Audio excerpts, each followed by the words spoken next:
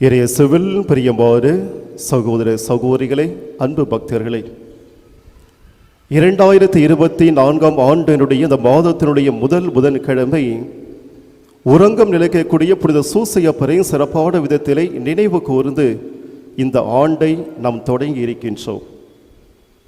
இன்றைய நற்செய்தி வாசகத்திலே திருமுழுக்கு யோவான் எந்த பணிக்காக தான் அனுப்பப்பட்டோமோ அந்த பணியை 100% செம்மையாக நிறைவு செய்த ஒரு முன்னோடியாக நமக்கு முன்பாக இருக்கின்றார். அதோடு அல்லாமல் இறைவனுக்கு முன்பாக அனைத்து பணிகளையும் செம்மையாக நிறைவேற்றி ஒரு தாழ்ச்சி மிகுந்த ஒரு நபராக, ஒரு இறைவாக்கினராக இருக்கின்றார். அப்படி பார்க்கின்ற பொழுது தனது தாய் முதலாக அன்னை மரியாளுக்கு சான்று பகிர்ந்தார். அன்னை மரியாளுடைய வயிற்றில் வளர்ந்த அந்த குழந்தை இயேசுவுக்கும் ஒரு சான்று பகிர்ந்த ஒரு தாயாக இருக்கின்றார். குறிப்பாக லூக்கா நற்செய்தி முதல் அதிகாரம் 37-38 வசனத்திலே வாசிக்கின்ற பொழுது அன்னை மரியாள் எலிசபெத் அம்மாளை சந்திக்க செல்லுகின்றார். அவ்வாறு சந்திக்க செல்லுகின்ற பொழுது அன்னை மரியாளை எலிசபெத் அம்மாள் சந்தித்த பொழுது இவ்வாறு சொல்லுகின்றார். 42 வசனம், அவர் உரத்த குரலில், பெண்களுக்குள் நீர் ஆசி பெற்றவர், உமது வயிற்றில் வளரும் குழந்தையும் ஆசி பெற்றதே. முதலாக உலகிற்கு அன்னை மரியாள் ஒரு சாதாரண பெண் அல்ல, மாறாக ஆண்டவருடைய தாய், கடவுளுடைய தாய் என்று சான்று பகர்ந்தவர் யார் என்றால் எலிசபெத் அம்மாள். அதோடு அன்னை மரியாளுக்கு மட்டும் அவர் சான்று பகர்ந்த ஒரு பெண்ணாக இல்லை, அன்னை மரியாளுடைய வயிற்றில் வளரக்கூடிய இயேசுவுக்கும் சான்று பகர்ந்த ஒரு தாயாக இருக்கின்றார். அவர் சொல்லுகின்றார், உமது வயிற்றில் வளரும் குழந்தையும் ஆசி பெற்றதே. அன்னை மரியாளுடைய வயிற்றுக்கு குழந்தை சாதாரண குழந்தை அல்ல, மாறாக கடவுளுடைய மகன், மீட்பர், மெசியா. உலகிலே முதலாக அன்னை மரியாளுக்கு சான்று பகர்ந்தவர் எலிசபெத் அம்மாள் என்ற ஒரு தாய்.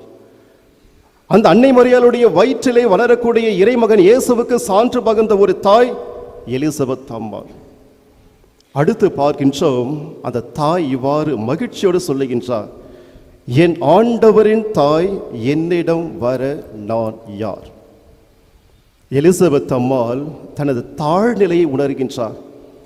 ஏனென்றால் பரிசுத்தமான தந்தையினுடைய மகனை, மீட்பரை, மெசியாவை சுமந்து வரக்கூடிய ஒரு கதிர் பாத்திரம் அன்னை மரியாள். எவ்வாறு ஒவ்வொரு ஆலயத்திலே இறைமகன் இயேசுனுடைய திரு உடல் இருக்கக்கூடிய கதிர் பாத்திரம் இருக்கிறதோ, அதே போல அன்னை மரியாள் என்ன செய்கின்றார், இந்த உலகத்தினுடைய மீட்பர், உலகத்தினுடைய மெசியா அல்லது தந்தை கடவுளுடைய மகனை சுமந்து வரக்கூடிய ஒரு கதிர் பாத்திரமாக இருக்கின்றார். அப்படிப்பட்ட ஒரு கதிர் பாத்திரமாக தனக்கு முன்பாக அன்னை மரியாள் நிற்பதை பார்த்து சொல்லுகின்றார், இப்படிப்பட்ட பரிசுத்தமான ஆண்டவருடைய மகனை சுமந்து வரக்கூடிய இந்த பரிசுத்தமான தாய் என்னிடம் வர நான் யார். நான் ஒரு சாதாரண பெண், பாவப்பட்ட பெண், மற்ற பெண்களைப் போல இருக்கக்கூடிய ஒரு சராசரி ஒரு பெண். இப்படிப்பட்ட ஒரு சராசரி ஒரு பெண்ணை சந்திக்க கடவுளுடைய தாய் அல்லது ஒரு பரிசுத்தமான கதிர் பாத்திரமாக எனக்கு முன்பாக வந்து நின்று கொண்டு இருக்கிறீரே, நான் யார். அந்த தாயினுடைய தாட்சியை பார்க்கின்றோம். அந்த அன்னைக்கு முன்பாக, இறைமகன் இயேசுவுக்கு முன்பாக நான் ஒன்றுமில்லாத ஒரு சராசரி ஒரு பெண், ஒரு பாவப்பட்ட ஒரு பெண்ணாக அந்த தாட்சியை வெளிப்படுத்துகின்றார். எவ்வாறு அந்த தாட்சியை வெளிப்படுத்திய பின்பு அவர் சொல்லுகின்றார் மிக அழகான ஒரு வார்த்தை, உமது வாழ்த்துரை என் காதில் விழுந்ததும் என் வயிற்றினுள்ளே குழந்தை பேருவகையால் துள்ளிற்று. அந்த தாயினுடைய ஒரு மகிழ்ச்சி பாருங்க. அன்னை மரியாளுடைய வார்த்தை எப்படிப்பட்ட வார்த்தையாக இருந்தது என்றால், உமது வாழ்த்துளி என் காதில் விழுந்ததும் என் வயிற்றினுள்ளே இருக்க குழந்தை பேருவகையால் துள்ளிற்று. அன்னை மரியாளுடைய பிரசனம் மட்டுமல்ல, அன்னை மரியாளுடைய நாவிலிருந்து உதித்த அந்த அழகான வார்த்தை. எலிசபெத் அம்மாள் தாய் சொல்லுகின்றார், என் வயிற்றில் இருக்கக்கூடிய அந்த குழந்தை கேட்டு மகிழ்ச்சியால் துள்ளிற்று. அங்கு பார்க்கின்ற பொழுது 2 கருவுற்ற தாய்மாருடைய சந்திப்பு. அதோடு அல்லாமல் 2 குழந்தைகளுடைய சந்திப்பு. அன்னை மரியாளுடைய வயிற்றில் இறைமகன் இயேசு என்ற குழந்தை, எலிசபெத் அம்மாள் என்ற தாயினுடைய வயிற்றில் திருமுழுக்கு யோவான் என்ற குழந்தையினுடைய சந்திப்பு. இந்த 2 கருவுற்ற தாய்மாருடைய சந்திப்பு மகிழ்ச்சி கொடுக்கிறது. அந்த 2 வயிற்றினுடைய குழந்தையினுடைய சந்திப்பும் மகிழ்ச்சி கொடுத்தது. எனவேதான் மகிழ்ச்சியாக சொல்லுகின்றார், உமது வாழ்த்தொலி என் காதில் விழுந்ததும் என் வயிற்றில் இருந்த குழந்தை பேருவகையால் துள்ளிற்று என்று குறிப்பிடுகின்றார். இறுதியாக அந்த எலிசபெத் அம்மாள் தாய் அன்னை மரியாளை இவ்வாறு புகழ்கின்றார், இதோ ஆண்டவர் உமக்கு சொன்னவை நிறைவேறும் என்று நம்பிய நீர் பேறு பெற்றவர். இந்த அத்தனை நிகழ்வுகள் நிறைவு பெற்றதென்றால் அடித்தளம் யார்? அன்னை மரியாள். அவர் சொல்லுகின்றார், இதோ நான் ஆண்டவரின் அடிமை, உமது வார்த்தையின்படி எனக்கு ஆகட்டும். அப்படி என்றால் அன்னை மரியாள் தந்தையினுடைய திட்டத்துக்கு தன்னை இணைத்து கொண்ட ஒரு தாயாக இருக்கின்றார். ஆண்டவரே, இதோ நான் உமது அடிமை, நீர் என்னவெல்லாம் எனக்கு சொல்ல செய்ய நீ கட்டளையிடுகின்றீரோ அவற்றையெல்லாம் செய்யக்கூடிய ஒரு சராசரி பெண்ணாக நான் இருக்க போகின்றேன். நான் உமது அடிமை.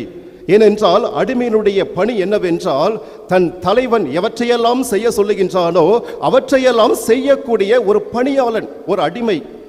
அப்ப அன்னை மரியா சொல்லுகின்றார், இதோ உமது அடிமை, உமது வார்த்தையின்படி எனக்கு ஆகட்டும். இதைத்தான் எலிசபெத் அம்மாள் தாய் சுட்டி காட்டுகின்றார். இதோ தாயே, ஆண்டவரின் தாயே, நீ இறைவன் சொன்னதை நம்பினாய், நம்பிய நீ பேறு பெற்றவர். உலகத்திலே முதலாக அன்னை மரியாளுக்கும் அன்னை மரியாளுடைய வயிற்றில் வரக்கூடிய இயேசுவுக்கும் சான்று பகிர்ந்த ஒரு நபர் யார் என்றால் எலிசபெத் அம்மாள் தாய். தாய் எப்படியோ அப்படிதான் பிள்ளையும். இறைமகன் இயேசுவுக்கு சான்று பகர்கின்றார். திருமுழுக்கு யோவான் வளர்ந்த பிறகு எப்படிப்பட்ட ஒரு சான்று என்று பார்க்கின்ற பொழுது யோவான் நற்செய்தியிலே மிக அழகாக குறிப்பிடப்பட்டு இருக்கிறது. குறிப்பாக கடந்த 2 நாட்களாக அவைதான் நமக்கு நற்செய்தி வாசகமாக கொடுக்கப்பட்டு இருக்கிறது. சந்தேக கணைகளோடு இந்த யூதர்கள் என்ன செய்கின்றார்கள்? குருக்களையும் லேவியரையும் திருமுழுக்கு யோவானும் அனுப்புகின்றார்கள். எங்களுக்கு 3 விதமான சந்தேகங்கள் இருக்கிறது, இந்த சந்தேகங்களை நீங்கள் தீர்த்து கொண்டு வாருங்கள் என்று சொல்லி அனுப்புகின்றார். எப்படிப்பட்ட சந்தேகங்கள்? நீர் மெசியாவா? ஏனென்றால் ஏறக்குறைய 600 முதல் 700 ஆண்டுகள் இஸ்ராயல் மக்களிடையே எந்த ஒரு இறைவாக்கினரும் அனுப்பப்படவில்லை, எந்த ஒரு அரசனும் இல்லை. இப்படிப்பட்ட நிலையிலே இந்த 600 ஆண்டுகள் கடந்து திருமுழுக்கு யோவானுடைய இறைவாக்கு உரைக்கக்கூடிய பணி மிக மிக அழகான ஒரு பணி, கடுமையான ஒரு பணி. மனமாற்றம் அடையுங்கள், ஏனென்றால் மரத்தின் வேரிலே கோடாரி வைத்தாயிற்று என்று சொல்லி மனமாற்றத்திற்கான செய்தியை இறைவாக்காக அவர் கொடுத்து கொண்டே இருக்கின்றார். இவ்வாறு மனமாற்றத்திற்கான அந்த செய்தியை இறைவாக்காக அவர் கொடுத்து கொண்டிருக்கின்ற பொழுது இந்த யூத மக்களிடையே ஒரு விதமான சந்தேகம், ஒருவேளை இந்த 600 ஆண்டுகளாக நாம் எதிர்பார்த்திருந்த மெசியாவாக ஒருவேளை இவர் இருப்பாரோ? அப்ப முதல் சந்தேகம், நீர் மெசியாவா? திருமுழுக்கு யோவானுடைய அடக்கமான பதில், தாட்சியான பதில், இல்லை. அடுத்த 2வது சந்தேகம் அல்லது வினாக்கு, நீ எலியாவா? எதற்காக இந்த 2வது வினாவை எழுப்ப வேண்டும் என்று பார்க்கின்ற பொழுது இறைவாக்கினர் எலியா தைரியம் பிடித்த ஒரு மனிதராக இறைவாக்கினர் இருந்தார். தைரியமாக இறைவனுடைய இறைவார்த்தையை போதித்தார். அந்த பாகாலுக்கு உதவி செய்த பணிபுரிந்த 400 போலி இறைவாக்கினர்களை வாளால் வெட்டி வீழ்த்தினார். இப்படிப்பட்ட இறைவனுக்காக தைரியமாக இறைவார்த்தை போதித்தவர் அந்த இறைவாக்கினர் எலியாஸ். இப்படிப்பட்ட இறைவாக்கினர் எலியாஸ் எரிகின்ற நெருப்பு தேரோடு உடலோடும் ஆத்துமத்தோடு விண்ணகத்துக்கு எடுத்து செல்லப்பட்டார். இதை யூத மக்கள் அறிந்தார்கள். எனவே விண்ணகத்துக்கு எடுத்து செல்லப்பட்ட இந்த இறைவாக்கினர் எலியாஸ் ஒரு நாள் மீண்டும் திரும்பி வருவார் என்று இன்று வரை அவர்கள் நம்பிக்கையோடு காத்து கொண்டிருக்கின்றார்கள். அப்ப திருமுழுக்கு யோவானுடைய அந்த இறைவாக்கு உரைக்கக்கூடிய பணி இறைவாக்கினர் எலியாசை போல இருக்கின்றது. எந்த விதமான ஒருதலை சார்பு இல்லாத ஒரு இறைவாக்கு உரைக்கக்கூடிய பணி, தைரியமாக கடவுளுடைய வார்த்தையை உரைத்த ஒரு பணி, அல்லது இறைமகன் இயேசுனுடைய அந்த மீட்பு பணிக்காக மக்களை தயார் செய்யக்கூடிய ஒரு பணி.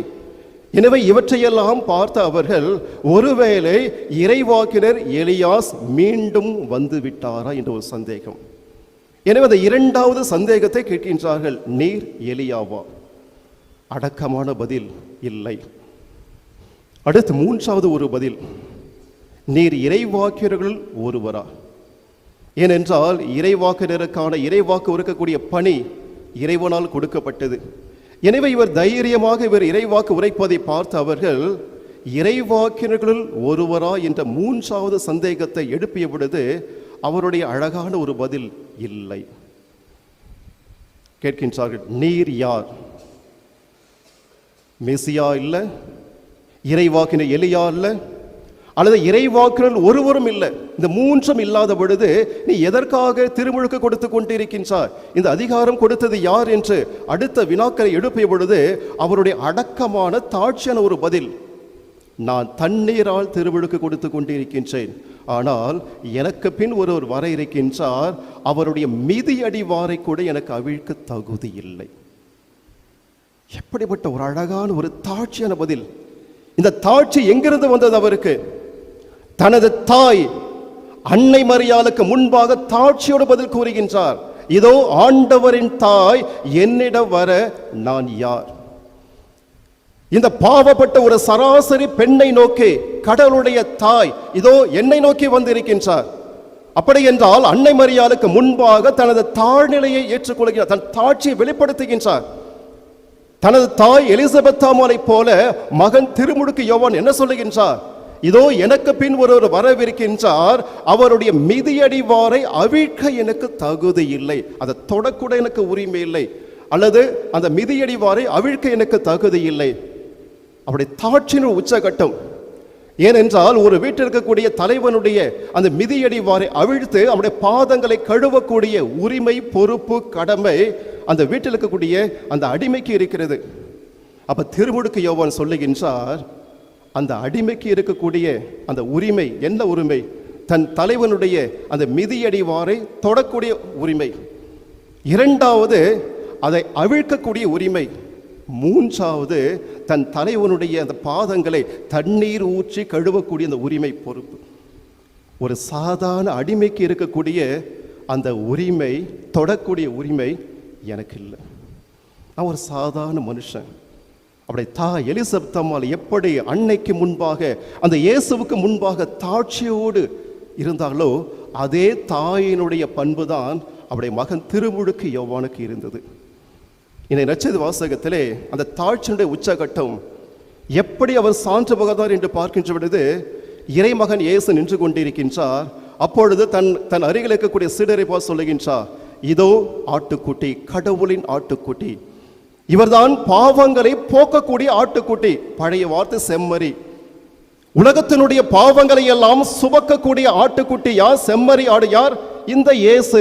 அப்ப மூன்றாவது முறையாக இயேசு யார், அவருடைய பண்பு என்ன என்பதை உலக மக்களுக்கு அறிவிக்கின்றார்.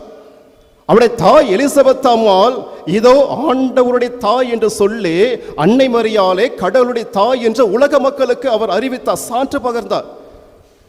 அவரது மகன் திருமுழுக்கு யோவான், இதோ இவர்தான் ஆட்டுக்குட்டி, இவர்தான் பாவங்களை சுமக்கக்கூடிய ஆட்டுக்குட்டி.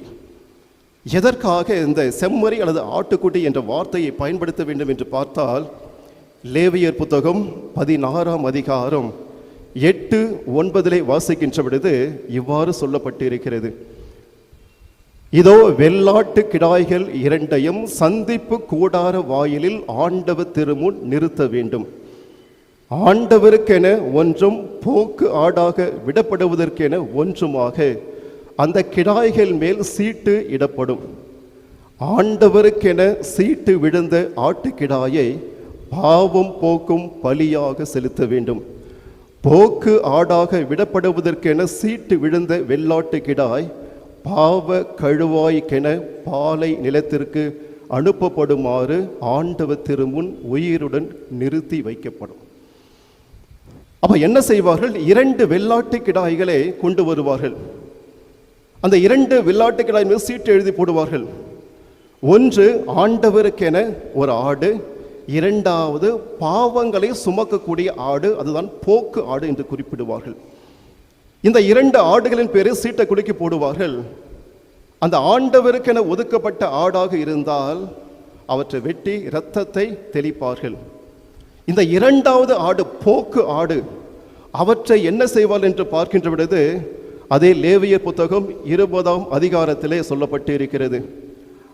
ஆரோன் 2 கைகளையும் உயிரோடு அந்த கிடாயின் மேல் வைத்து இஸ்ராயேல் மக்களின் எல்லா குற்றங்களையும் தவறுகளையும் பாவங்களையும் அறிக்கையிட்டு அதன் தலைமேல் சுமத்தி அதை பாலை நிலத்துக்கு கொண்டு செல்ல நியமிக்கப்பட்ட ஆள் மூலம் அங்கு அனுப்பி விடுவான். அந்த வெள்ளாட்டு கிடாய் அவர்களுடைய பாவங்களை சுமந்து கொண்டு தனிமையான இடத்திற்கு செல்லும். அந்த ஆள் அதை பாலை நிலத்தில் விட்டு விடுவான்.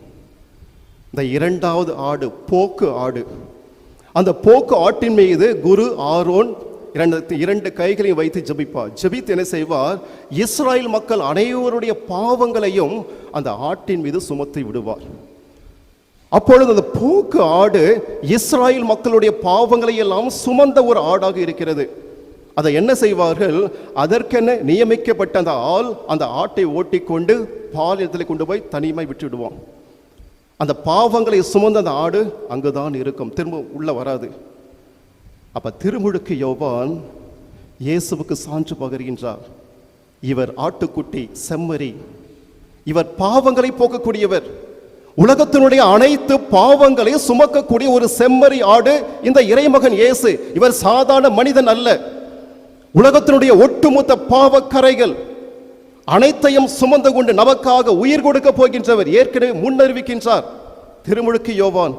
அதோடு அவர் சொல்லுகின்றார், இவரை எனக்கு யார் என்று தெரியாதிருந்தது, ஆனால் தூய் ஆவி எனக்கு அறிவுறுத்துகின்றார். யார் மீது தூய் ஆவி புறாவை போல் வந்து தங்குவாரோ அவர்தான் மீட்பர், மெசியா. இதோ நான் பார்த்தேன், கண்டேன், சான்று பகர்கிறேன், இவர் கடவுளுடைய மகன் என்று குறிப்பிடுகின்றார். திருமுழுக்கு யோவானுடைய சான்று எப்படிப்பட்ட ஒரு அழகான ஒரு சான்று பாருங்க. தன் தாயை போல இயேசுவுக்கு அவர் சான்று பகர்ந்தார். தன் தாயை போல இயேசுவுக்கு முன்பாக, இறைவனுக்கு முன்பாக தாட்சி மிகுந்த உள்ளம் கொண்ட ஒரு நபராக இருந்தார். இப்படி தாட்சி மிகுந்த உள்ளம் கொண்ட அந்த திருமுழுக்கு யோவானை தான் இறைமகன் இயேசு மிக அழகாக உயர்த்துகின்றார். இதோ பெண்களுள் பிறந்தவர்களுள் திருமுழுக்கு யோவானை விட உயர்ந்தவர் யாரும் இல்லை, இதற்கு முன்பாக பிறந்தவரும் இல்லை, பிறக்க போவதும் இல்லை என்று குறிப்பிடுகின்றார். இயேசுவில் பிரியமான சகோதர சகோதரே, இந்த மாதத்தினுடைய முதல் புதன்கிழமையிலே இதோ இந்த புனிதமான புனித சவேரியார் பாதம் பதிந்த இந்த இடத்திலே, புனித சவேருடைய உடலில் ஒரு பாகம் இருக்கக்கூடிய இந்த பரிசுத்தமான ஆலயத்திலே நாம் குழுமி இருக்கின்றோம். அன்று எலிசபெத் அம்மாள் என்ற தாய் அன்னை மரியாளுக்கும் இயேசுவுக்கும் சான்று பகர்ந்தார். அன்னை மரியாளுக்கும் இயேசுவுக்கும் முன்பாக தாட்சி வெளிப்படுத்தினார். அவர் ஈன்றெடுத்த திருமுழுக்கு யோவான் இயேசுவுக்கு சான்று பகர்ந்த ஒரு நபராக, முன்னோடியாக இருந்தார். இயேசுவுக்கு முன்பாக தாட்சி வெளிப்படுத்திய ஒரு முன்னோடியாக இருந்தார். எலிசபெத் அம்மாளிடம் இருந்த தாட்சி, திருமுழுக்கு யோவானிடம் இருந்த தாட்சி நம்மிடம் இருக்கிறதா? சிந்திப்போம், செயல்படுவோம். ஆமீன்.